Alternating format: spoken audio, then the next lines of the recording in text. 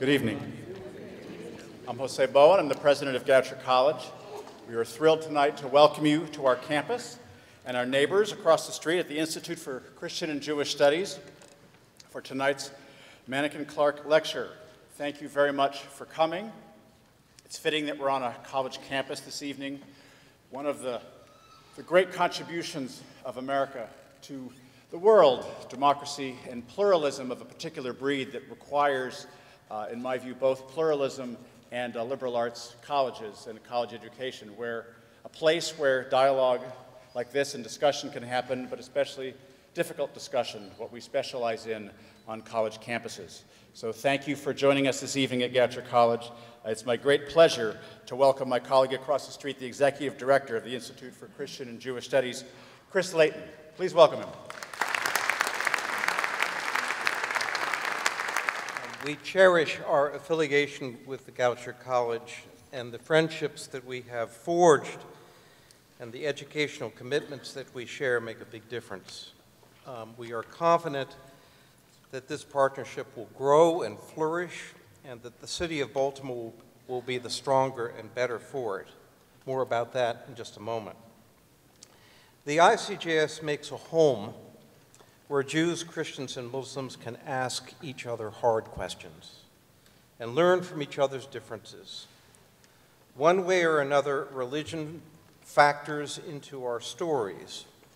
We tap our religious traditions to discover who we are and where we are going. When we open the newspaper or turn on the nightly news, we are reminded over and over again that our religious communities do not always play well together. Our task is to find ways to harness the good and the beautiful that has been bequeathed to us by our ancestors, while neutralizing what is destructive and toxic. We're grateful that you are in this mix and that you share in this monumentally important work. Study, learning, education, it is the backbone of our organization. Yet, let there be no mistake about it. The ICJS insists that this work must not be confined to the ivory tower. We live with a deep obligation to translate our work into programs that challenge the academy, and we must find ways to breathe substantive hope into the life of our beleaguered streets. Words must be married to action, and we do well to look to the mentors that we so deeply cherish for this kind of guidance, which is why this evening's program is particularly fitting tribute to both Jim Clark and Bernie Manekin. They were both men who put their words to work, and what they built and how they built it changed the landscape in Baltimore, Washington, and well beyond. We are blessed to have the Clark and Manekin families represented here this evening.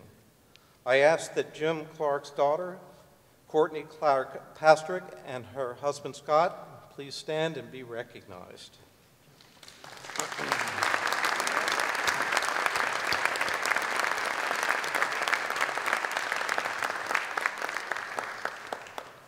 Bernie Manekin, of course, was one of our founding fathers, and I would invite all the Manekin clan, all the Manekin family to stand up and be acknowledged.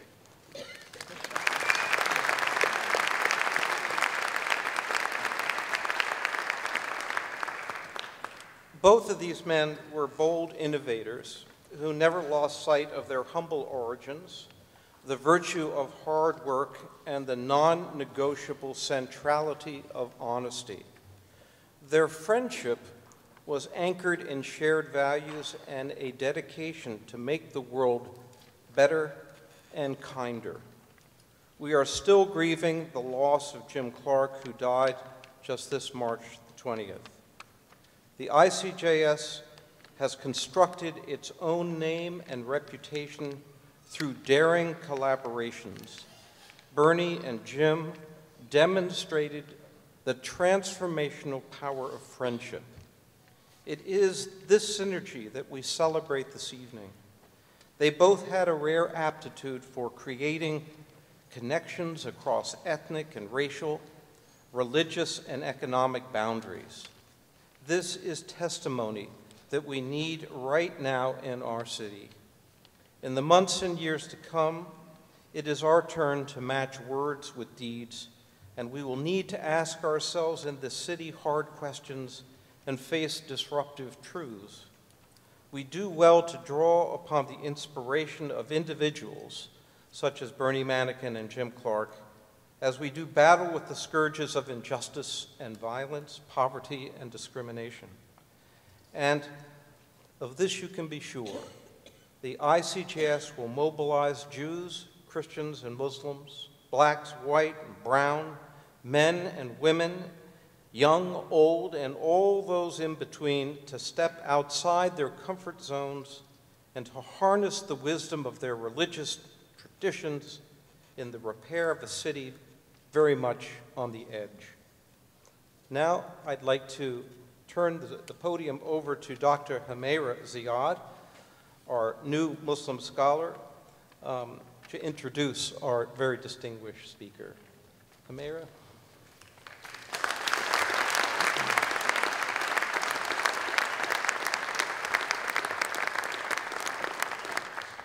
Thank you, Chris, and thank you all for being here. It is my distinct pleasure to welcome my friend and colleague, Eboo Patel, the founder and president of the Interfaith Youth Corps, for our Manekin-Clark Lecture this year. Educators have struggled to contend with an American religious landscape that is marked by increasing religious diversity and decreasing religious literacy, as well as a growing divide between the religious and non-religious. Socio-political and technological shifts in the last 2 decades have only underscored the centrality of religion in public life and the urgency of interreligious engagement. Interfaith conversations have moved from the margins of American society to centers of culture, education, governance, and civic engagement. So we are fortunate today to meet and engage a public intellectual and social entrepreneur who stands at the center of many of these initiatives. Eboo Patel's work bridges theory and practice. He is an intellectual and a pragmatist, a visionary who recognized the danger of a growing religious diversity without a corresponding rise in interreligious literacy, especially among the young. A spiritual seeker from an immigrant Muslim family in Chicago, Eboo spent much of his childhood and young adulthood engaged in service among multiple religious communities, learning the dynamics of community activism and the joys and challenges of religious diversity. After a PhD in the sociology of religion from Oxford, Eboo took to the task of translating theory into community action. He was inspired, as he writes in his book, by the Nobel Peace Laureate Dr. Muhammad Yunus, an economics professor and a visionary in Bangladesh who pioneered the field of microfinance, of lending to those in need. It was through Dr. Yunus's marriage of knowledge and know-how that Eboo learned to bring his innovative ideas to life. And so we have the Interfaith Youth Corps, an international nonprofit based in Eboo's hometown, that is at the center of global interfaith youth activism and the transformation of campus cultures across the United States. Eboo's lifelong goal is to make interfaith action a social norm, and he has shaped the way that I and many of my colleagues approach interfaith and interreligious learning. One of our mutual friends, who's a close friend, a rabbi in Boston, says that Eboo lives and breathes interfaith.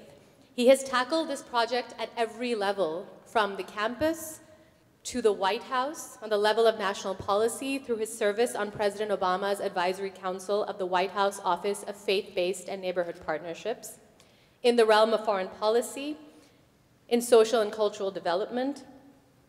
And more recently, Eboo has been on the forefront of defining the emerging academic field of interreligious and interfaith studies, which works at the intersection of the academy and civic engagement. And he has been rigorous in calling attention to the terms we use, the words we use. What is interfaith? What is interreligious? What is multi-faith? What is multi-religious?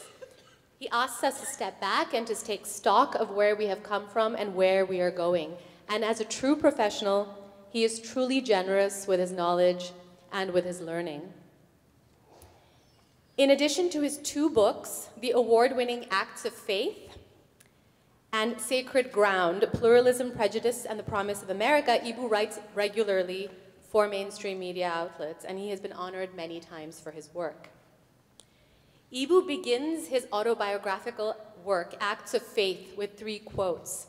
And these quotes come from 3 very different sources. We have Walt Whitman's Leaves of Grass, we have Rabindranath Tagore's Gitanjali, and we have Jalaluddin Rumi's Masnavi. In an interview with Eboo in Islamica magazine quite a few years ago, the interviewer noted that not many of us would bring these writers into conversation. An American humanist, a Persian Sufi Muslim, a Bengali Brahmin. We tend to separate, to place these rich literary works into their own distinct cultural categories with nothing to say to each other. In the same way, when Eboo was an undergrad at the University of Illinois, he found that students categorized themselves as activists, professionals, or academics, and never the twain shall meet. The young visionary pushed back. Rather, he saw himself in all 3 spaces, and he cultivated himself in all 3 spaces. This is the move that Eboo has called the jazz approach. What I say is polyphonic, improvisational, restless, and fundamentally open-minded. This is Eboo's hallmark, to see an opportunity where others see none, to hear a melody where others hear silence, to build a bridge where others close a door. I'm honored to present Eboo Patel.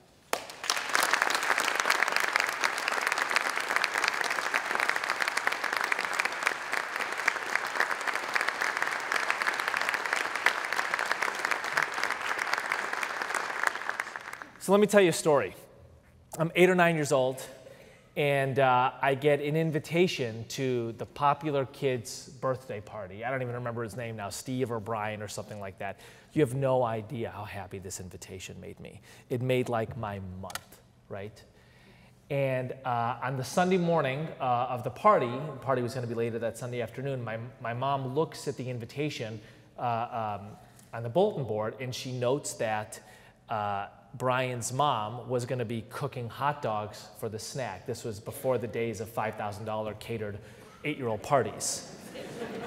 And as my mom was an immigrant and didn't feel confident enough to pick up the phone and ask whether the hot dogs were beef or pork, and as we are Muslim and my mom didn't want to take the chance, my mom hands me a plastic bag with 2 beef hot dogs in it.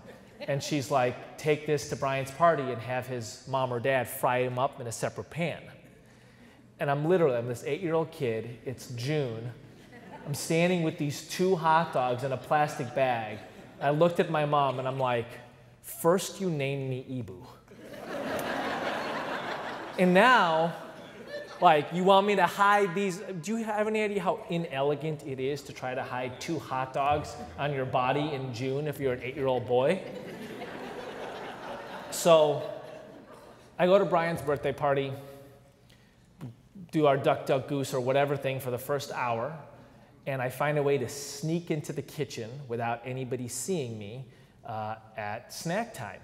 And I kind of hide in a corner waiting for my opening to tell Brian's parents to please fry up these hot dogs for me. And lo and behold, there's this other kid in the corner. And he's carrying 2 hot dogs in a little plastic bag. And I'm like, who are you? And he's like, my name is Chaim. I'm like, are you Muslim? He's like, no, man, I'm Jewish. My mom sent me with 2 kosher hot dogs. I'm like, I don't know what the hell Jewish is, but you and me are going to be friends. So why do I tell this story? Because in the term interfaith, right, which really means how do we develop relationships with people from different religious and philosophical backgrounds while maintaining a relationship with our own tradition? There are 2 core words. There's the inter and there's the faith. And there's an awful lot of attention given to the faith part. And I think that's hugely important, and I'm going to get to it in the second half of my talk. The faith part could be thought of as an expansive understanding of theology. But what occurs to me in reflection upon this story is that the inter part, which is to say the social contexts in which we engage people who are religiously different, is hugely important as well. Listen, I had a positive disposition to Jews before I knew who Moses was, before I knew what the Abrahamic traditions were, before I could tell you what Torah or Tanakh or Talmud or a rabbi was. I happened to meet a Jew in a social context which lifted up a similarity in our traditions that made me think, you and me are gonna be friends. And all of the rest flowed from that initial contact. My learning about Judaism, my understanding of Islam in relationship with Jews and Judaism flows in no small way from that initial positive predisposition based on that social context. Look, you and I can all come up with a dozen, if not more, social contexts in which Muslims and Jews meet each other, and they are not positively disposed to each other. That doesn't have a ton to do with Islam and Judaism. It has a ton to do with that social context. In this talk, what I'd like to do is join the inter and the faith. I want to give you a brief tour through at least my understanding of the inter through the social sciences. The social sciences are the academic disciplines through which we study and understand social contexts. And then I want to talk about the faith part. I want to offer an expansive understanding of theology. And I want to present to you the notion that the way we understand our faith, the way we relate to our traditions, is an absolutely key leadership quality in how we navigate and even create the types of social contexts that will give rise to positive feelings of relationship rather than negative attitudes and destructiveness. So let's begin in a brief scholarly tour of what I mean by inter.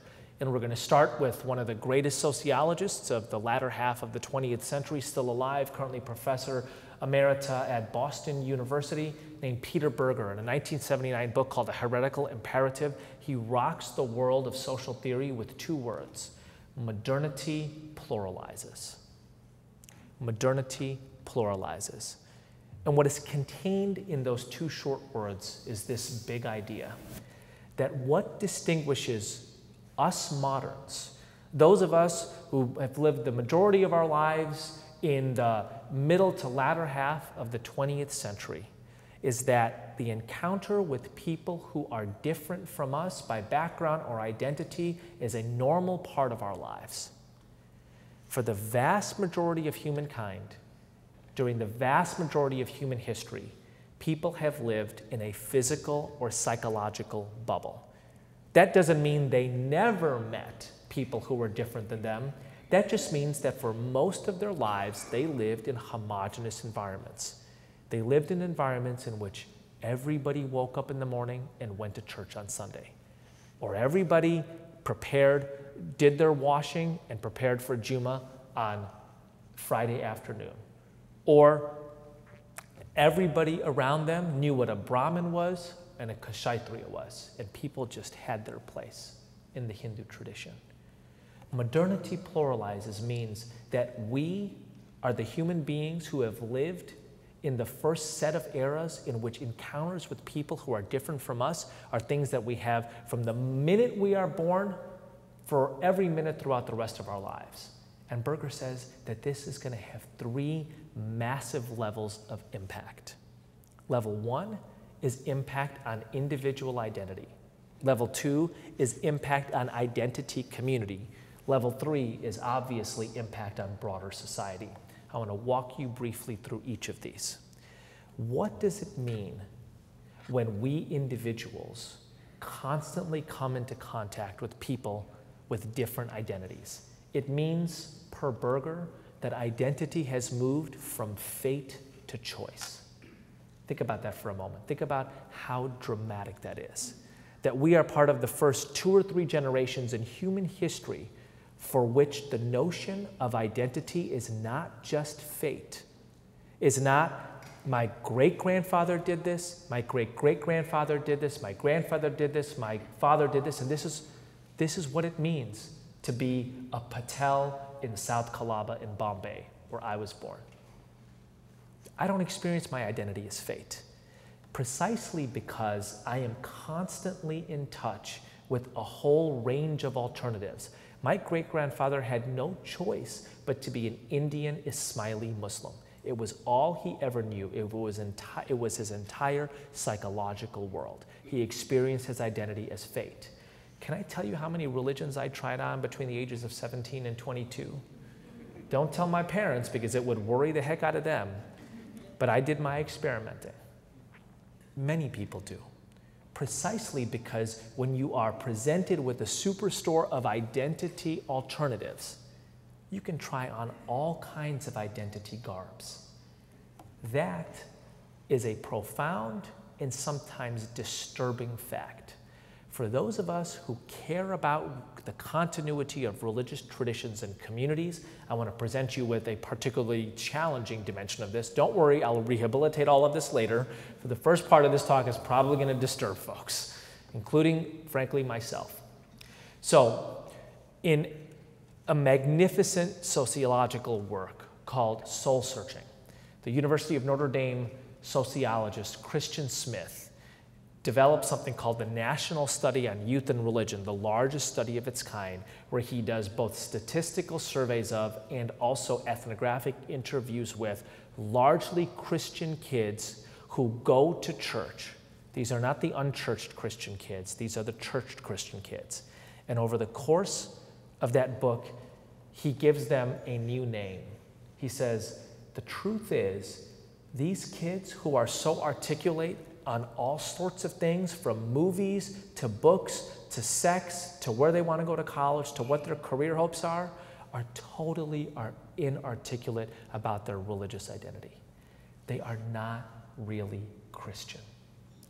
A better term for them, says Christian Smith, is moralistic, therapeutic deists. There are worse things in the world than being moralistic, therapeutic deists.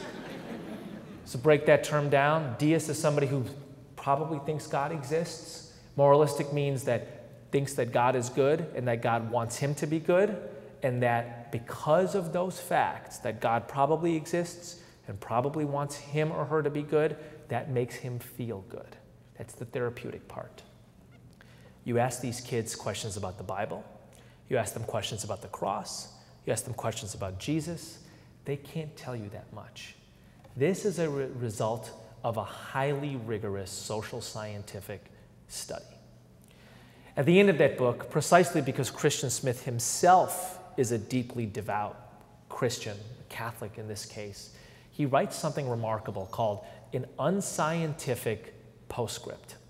And he says in that, I think the reason that we have a generation of kids who go to church and who still can't really be called Christian, if you define Christian by articulacy on at least the basics of the tradition. I think the reason for this, he says, is because these kids have friends from all different backgrounds. Hindus, atheists, Muslims, Sikhs, Jains, Jews, and they do not have a way of understanding their Christianity which connects with the reality of the rest of their lives, which is diversity. They don't have a language for it. And so, when it comes to a choice between being Christian, having the language they learn in those settings, and flowing positively with that diversity, well, it shouldn't surprise any of us that they choose to flow positively with the diversity. And the Christian language they learn in church, which doesn't seem to have a purchase on the diversity of the reality of their lives, atrophies. They can't remember it.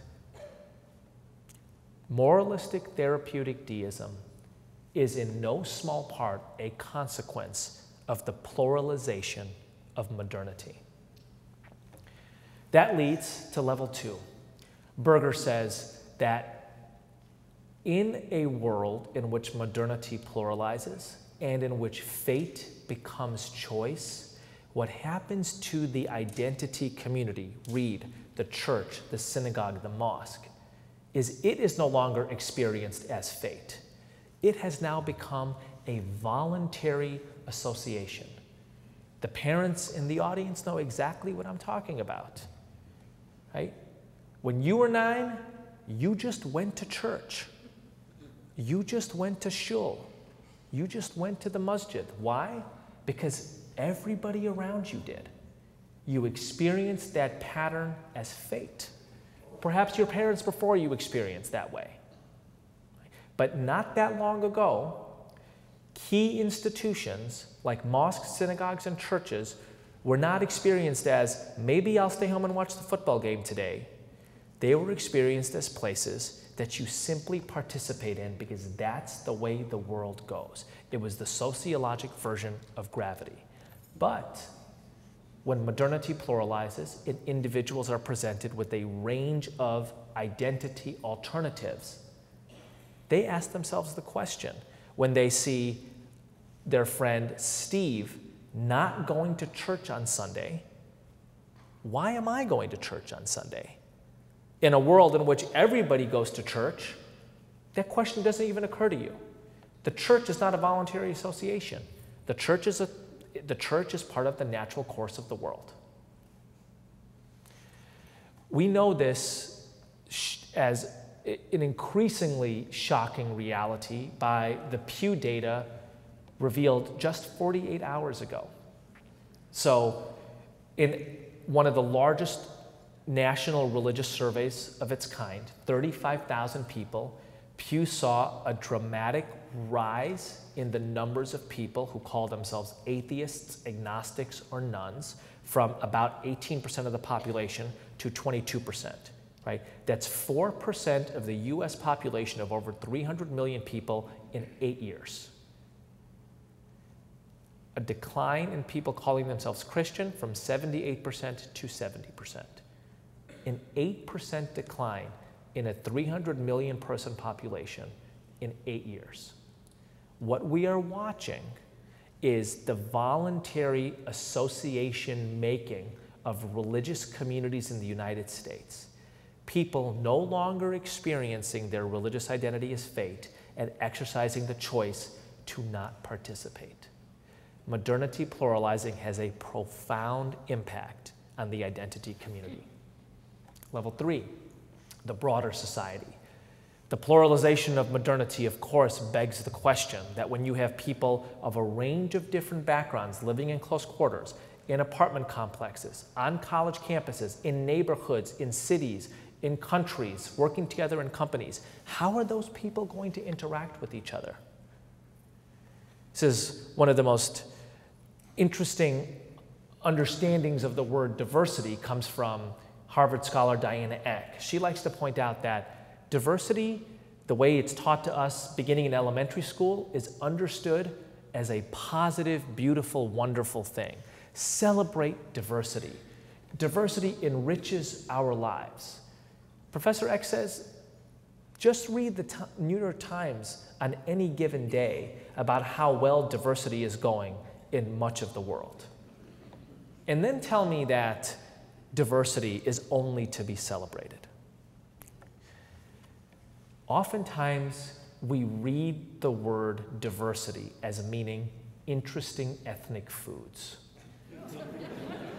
If you like samosas and egg rolls, you're embracing diversity. Actually, I think a deeper, more sophisticated, and more disturbing understanding of diversity is it's about people who disagree with each other on deep things, living in close quarters. And I think a major question for just about every society in the world, as societies become more diverse and as societies democratize, even if they don't want to, right? Egypt, even though it currently has a dictator, cannot keep social media out. The winds of democracy blow through and sometimes crack open windows that other people try to shut. A major question is, how can you be a healthy, religiously diverse democracy? This is entirely a consequence of modernity pluralizing. It's entirely a consequence of being part of the first generations in which interaction between people from different identities is the norm. It has an impact on individual identity, it has an impact on identity community, and of course it's going to have an impact on Baltimore and Goucher College and the United States. What does it mean to be a healthy, religiously diverse democracy? Homaira said that I like to interrogate terms, so let's interrogate these terms for a moment. What is a democracy? A democracy is a place where private citizens get to seek to shape the body politic. North Korea is not a democracy because as a private citizen, you have zero say in what happens in the rest of the country. The United States is a democracy. What does that mean? That means not only do you get to vote and financially support candidates you care about and run for office yourself, it means that if you have an idea about how Baltimore or the country should be, you can stand on a street corner and shout that idea out loud. You can start a website based on that idea. You can, like Thomas Paine, write a pamphlet like Common Sense. You can start your own nonprofit organization. In other words, you get to take your idea and have it try to shape the body politic. That's what democracy is, a place where private citizens get to shape the body politic. What is diversity? Diversity is not just interesting ethnic foods. Diversity is disagreement. What is religion? Well, per Tillich, religion is about ultimate concerns. So let's just play with that language a little bit. Religion is about the concerns that people invest with the ideas of ultimacy. For some people, salvation is a concern that they invest with ultimacy. For some people, conception is an idea that they invest with ultimacy, and that leads them to a particular vision and view on abortion. For some people, the patch of land that we call Israel and the Palestinian territories is a patch of land that they invest with the idea of ultimacy. For some people, who gets to go before an altar or a justice of the peace and call themselves spouses is an idea they invest with ultimacy. What does it mean, therefore, to have a religiously diverse democracy? Democracy is a place where private citizens get to shape the body politic. Diversity is a situation where people with different identities live in close quarters and frequently disagree. Religion is about the concerns that people invest with ultimacy. Religiously diverse democracy is not shaping up to be a place where people only eat egg rolls and samosas and smile at each other. A religiously diverse democracy is a place where people disagree with each other on ultimate concerns and try in a competitive, contradictory, hustle-bustle way to shape the body politic, frequently in opposing manners. Welcome to the American experiment. That's what we took on in the late 18th century. What does it mean to have a healthy, religiously diverse democracy? Well, as much as I might like it to mean that healthy, religiously diverse democracy means that you all agree with my views on every concern that I invest with ultimacy, that would be contradicting the very idea of diversity. A healthy, religiously diverse democracy has to live with the fact that various people are going to have disagreements on fundamental things. Welcome to religious diversity. And that those people are going to try to shape the public square and body politic according to their view on those ultimate concerns, which is why you have dueling, diverse demonstrations when same-sex marriage or abortion comes up before the Supreme Court, when Middle East politics are salient at the White House and on Capitol Hill. That is a religiously diverse democracy. A healthy religiously diverse democracy recognizes that people who disagree on some fundamental things cannot let that disagreement, A, walk itself into bigotry against other people's core identities, or B, define the entire relationship. Here is what I am saying. If at Johns Hopkins Hospital there is a Muslim heart surgeon who believes that the line in the Middle East should be drawn in one place, and a Jewish heart surgeon who believes that the line in the Middle East should be drawn in another place, and they have a heart surgery scheduled for 10 a.m. tomorrow, their disagreement on the Middle East ought not mean that they refuse to perform surgery together. Because otherwise, we don't have a country. The only reason we hold together is because people who disagree on some fundamental things are willing and able to work together on other fundamental things, whether it's disagreements on the Middle East between heart surgeons, or disagreements on abortion between PTA members, or disagreements on same-sex marriage between Little League coaches. A healthy, religiously diverse democracy is able to hold the tension of fundamental disagreements on some things and create the space for possibilities for cooperation on other things. What makes this go well? Let's move to the faith part of the coin. Let's turn the coin over for a moment.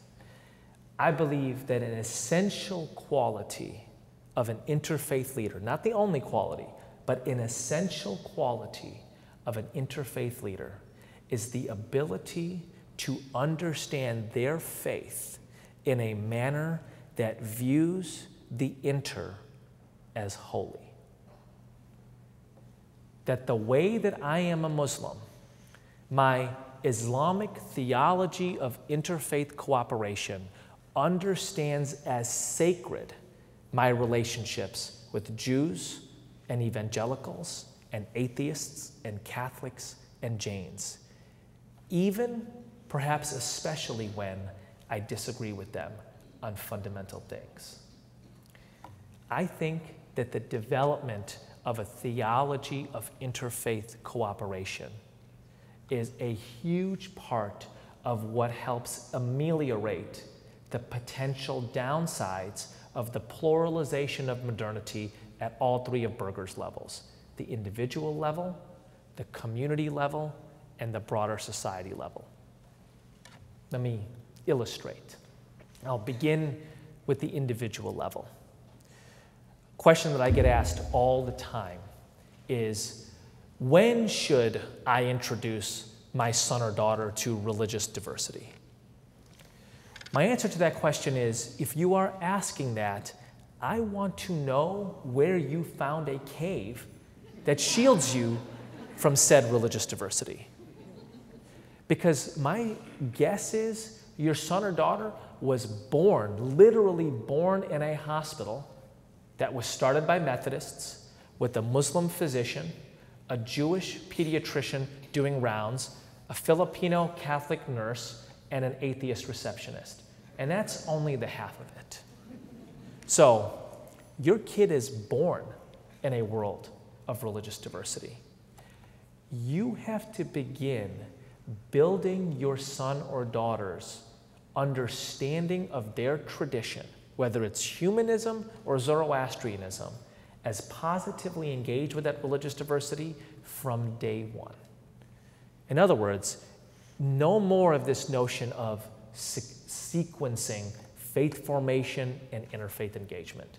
No more of the fiction that we can do 2 hours a week where we call this church or synagogue or mosque and we talk only Islam as if it's in a vacuum from everything else. And then we throw our kids out into the rest of the world and we expect them to retain what they learned in that cave for the 180 hours of their lives a week that they spend amidst religious diversity. You have to develop a theology of interfaith cooperation even before the time your kid can walk and talk. And interestingly, they will find religion more interesting as a result of it. Let me tell you a story about my son. So I probably experienced this with a lot of parents in this room. Amongst the hardest 20 or 30 minutes of my life is getting my 8 and 5-year-old to get in the car to take them to religious education, in our case on Friday afternoon. It's when we do it in the Muslim community I'm in Chicago. They don't get to play with their kids, with their friends on Friday afternoon after school. They complain and kick and scream and put up all kinds of fuss, but my wife and I are absolutely adamant that our kids are gonna get a Muslim religious education, and it's unbelievable how fast I become my parents. I'm like, damn it, you're gonna do this. I think my parents used that exact same phrase when I was 8 years old. And a couple years ago, my son Zaid gets invited to a birthday party of a Jewish friend. And all these people around Micah say to him on his birthday, Mazel Tov, you know. And Zaid comes up to me and he says, Dad, what's Mazel Tov mean? And I'm like, it means congratulations. You know, it's what Jews say to other Jews on a day of celebration. And he's like, what will you say to me on my birthday? And I'm like, I'll say happy birthday. And he gave me the, you idiot look, you know. I want Mazel Tov. I want like magic words. And it suddenly occurred to me, right? Like my kid is hearing somebody else get their special words in this special setting. And he wants to know if we have special words. He doesn't want the generic happy birthday. And I get like all excited, right? And I'm like, I will say Mubaraki to you. Mubaraki is our Mazel Tov. It's the Hindi Urdu derivation of the Arabic term Mabruk. It means congratulations. And Zaid says, Mubaraki, I learned that word in River Garden, our Muslim religious education class. And I almost hugged Micah's parents. I was like, my kid thinks his religion is relevant because he went to a Jewish kid's birthday party and wanted to know what his version of Mazel Tov was. What am I saying? I am saying the encounter with somebody else's particularity can help you become interested in your own, but only if the faith formation program, the religious education class, is set up that way.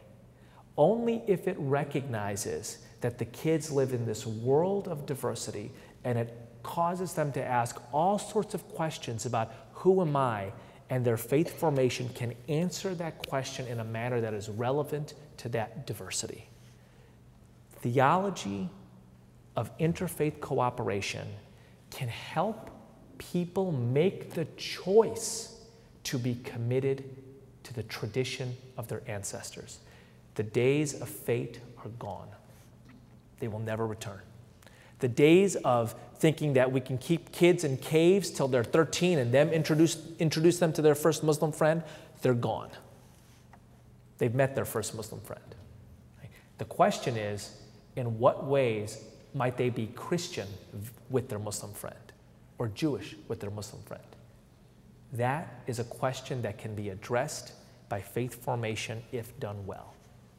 Part 2, the question of what it means to be a voluntary association in a world of the pluralization of modernity and how an understanding of faith can address that.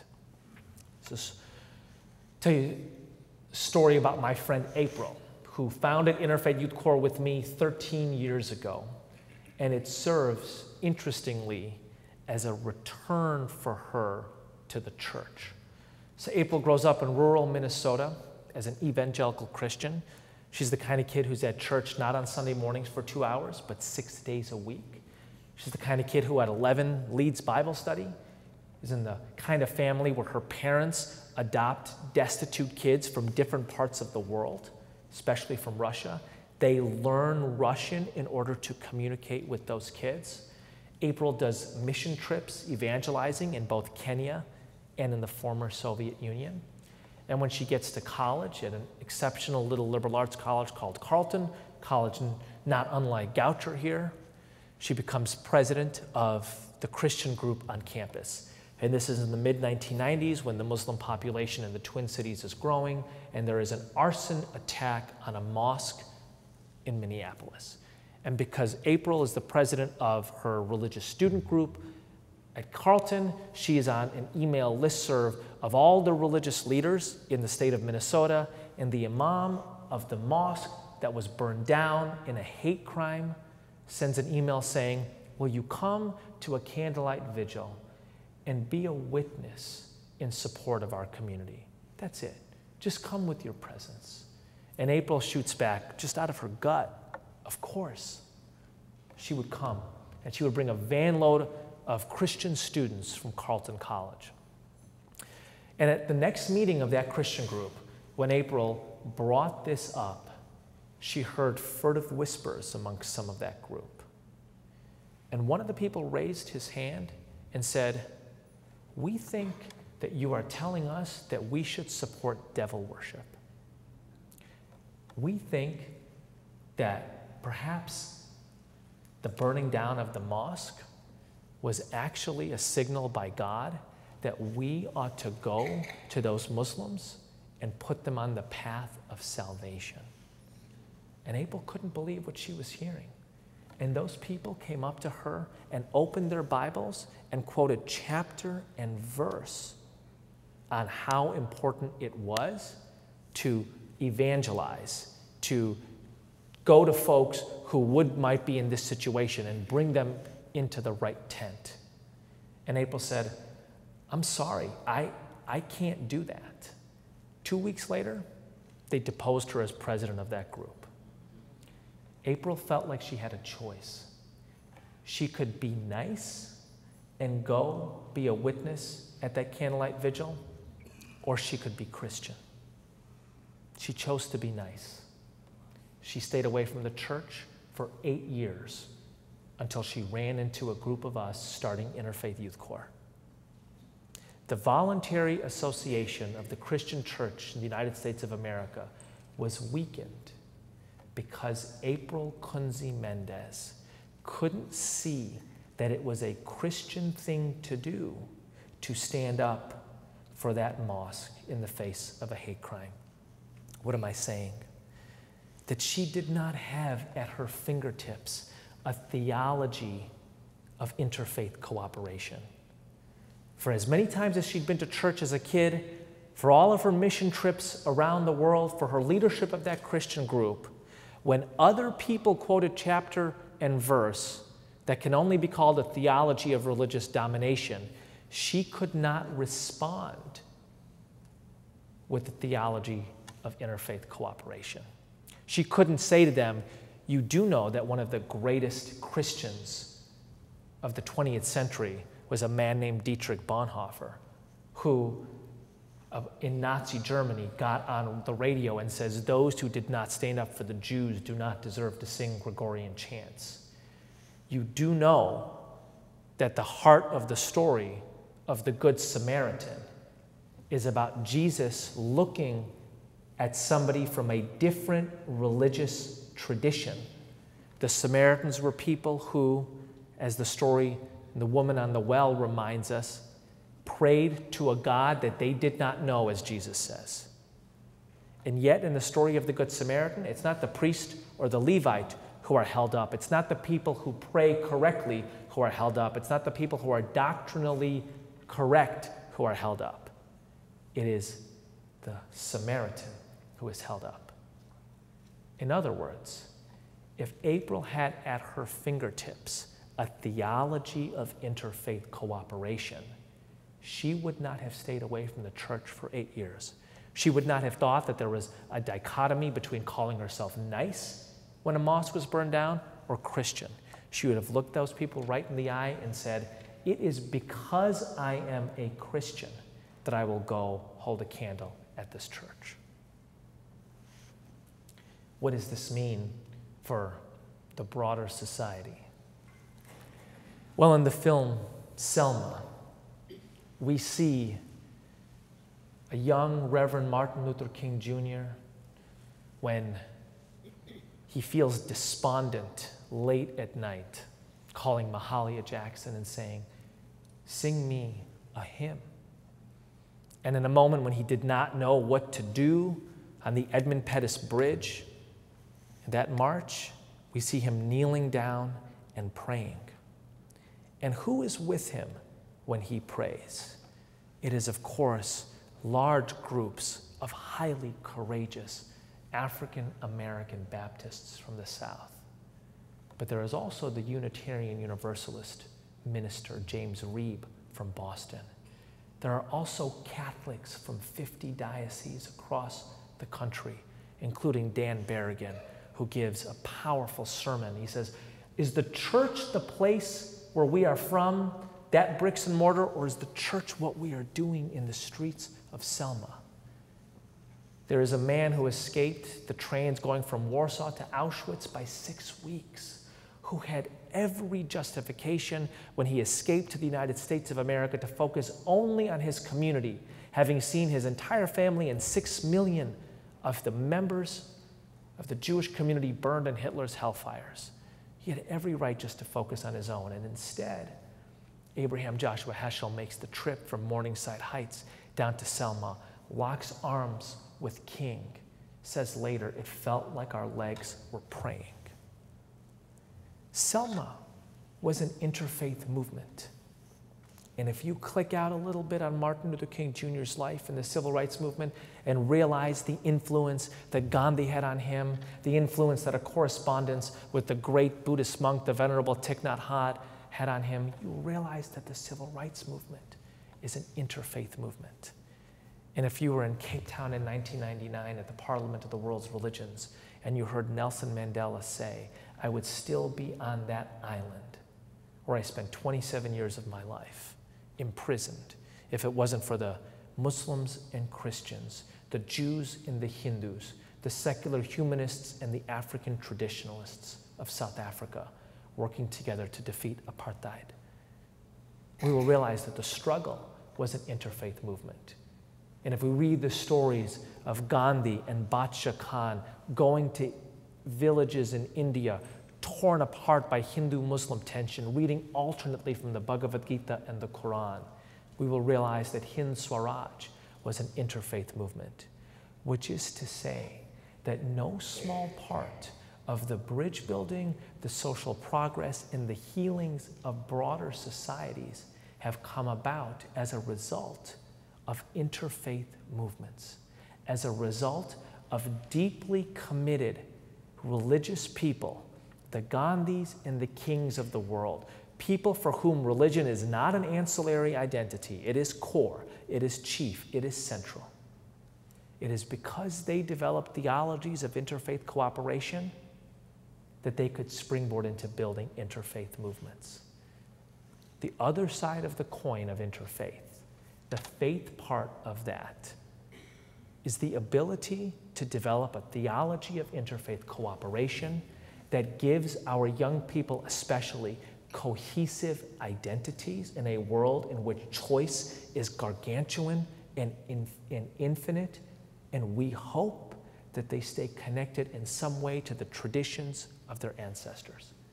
It helps our communities, whether they are religious or they are humanist, stay strong and vital and robust, because we teach the members of our communities that what it means to be a part of those communities is to have positive relations with other people.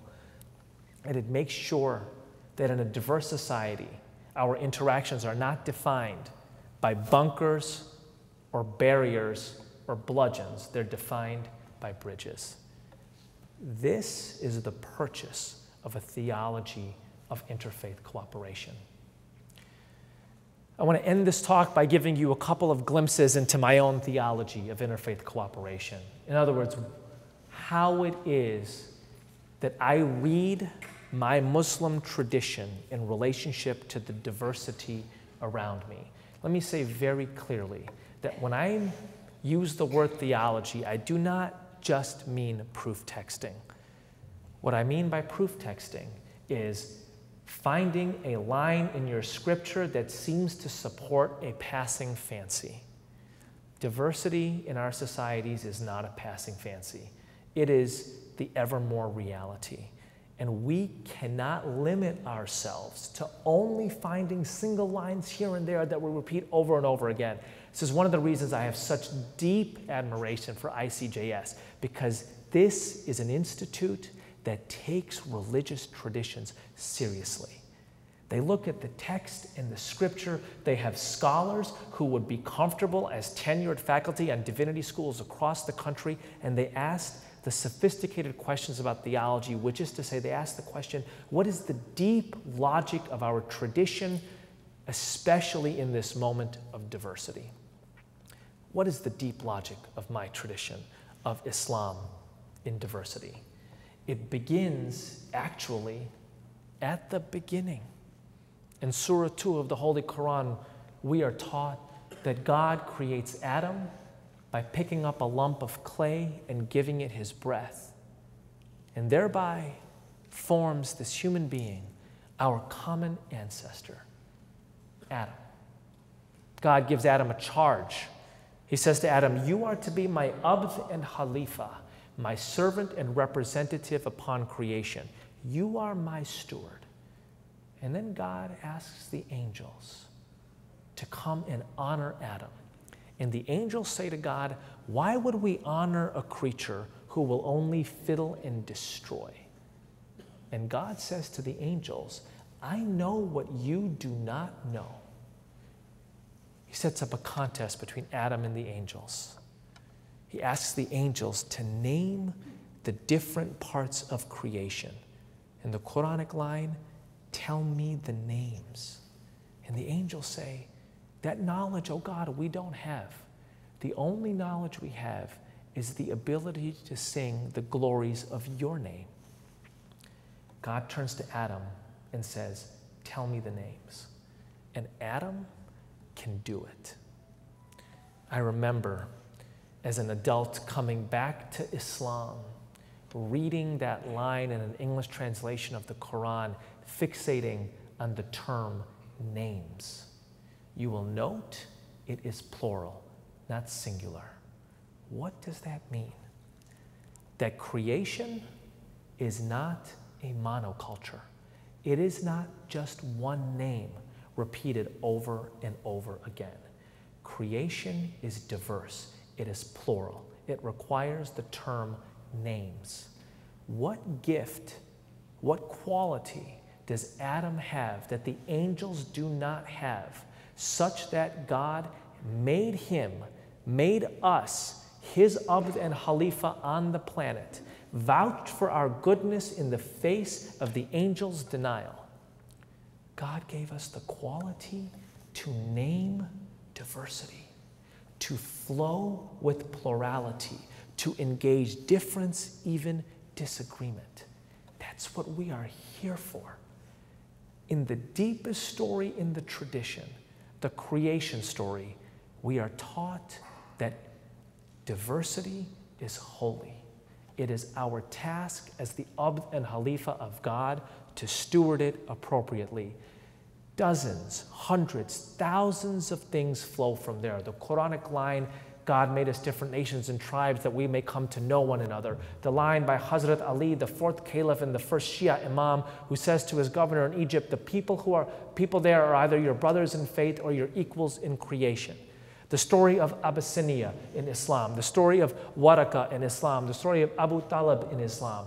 All of these things are further details on the deep logic of Islam. Diversity is meant to be holy. We are meant to steward that sacredness. I encounter this in the work of a remarkable woman.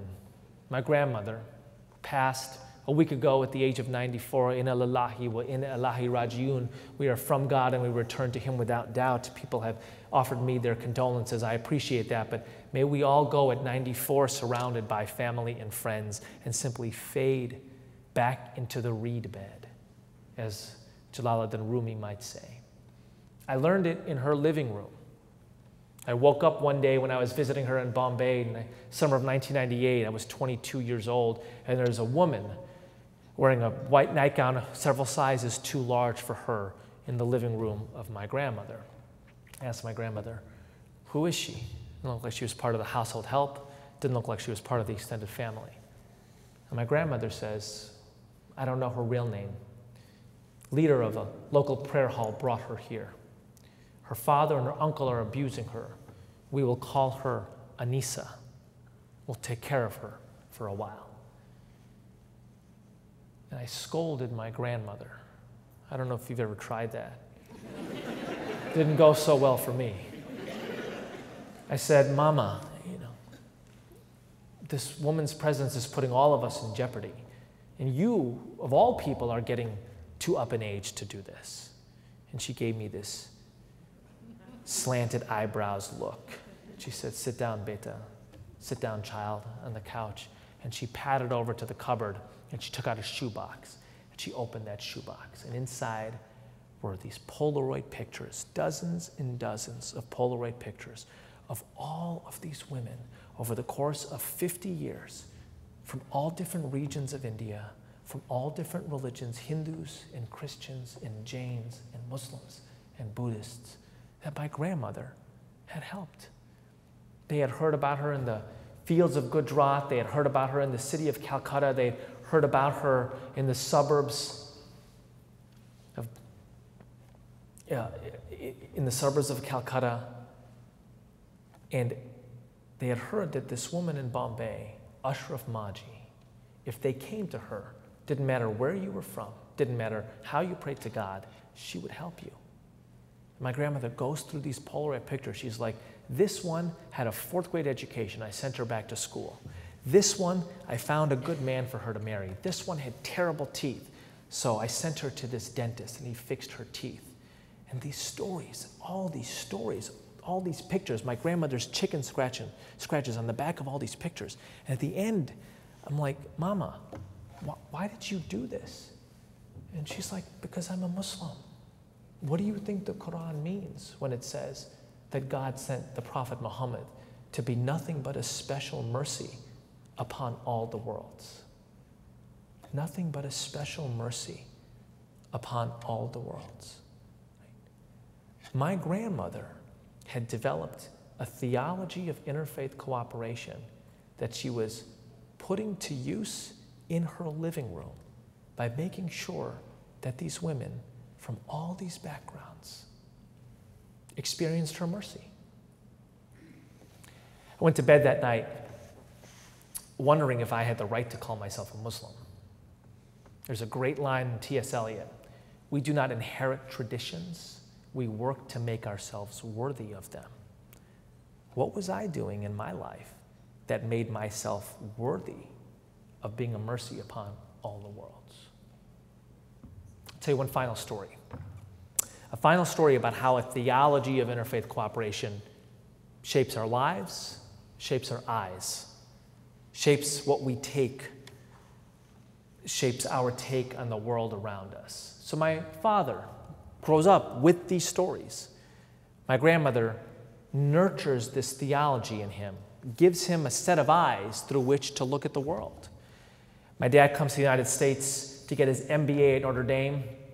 He's a passable student, but a really devoted Fighting Irish football fan. And when they finally hand him a degree and send him off into the world of corporate advertising in Chicago, he takes his sons, me being the eldest, back to South Bend on the Skyway out of Chicago on quite a few Saturday afternoons during football season to see Notre Dame beat up on Miami. Those were the days. But our first stop is always at the Grotto. The Grotto is the shrine to the Virgin Mary on the campus of Notre Dame. And of course, when I was a kid, I was fidgeting around, and I think to myself, can't we get to the game early and get popcorn and watch the players come onto the field? And by the time I was 11 or 12, I had the temerity to actually ask my dad this, but I cloaked it in theology. I thought that that might work. I was like, Dad, aren't we Muslim? I mean, what are we doing here, right? And I pointed up at the icon of the Virgin Mary, right? And my dad lights a candle, and he puts it in this cove in which there's all these other flickering candles. And he says to me, remember that the Quran says that God is like a lamp in a niche. He is like light upon light. And he points at the candles and he says, light upon light. And he puts his hand on my shoulder and he says, always look for the resonances. That is a gift to keep with me in my life. It is a gift to pass on to my kids. It is the gift of a theology of interfaith cooperation in a world in which modernity pluralizes, and not all that pluralization is good. Thank you.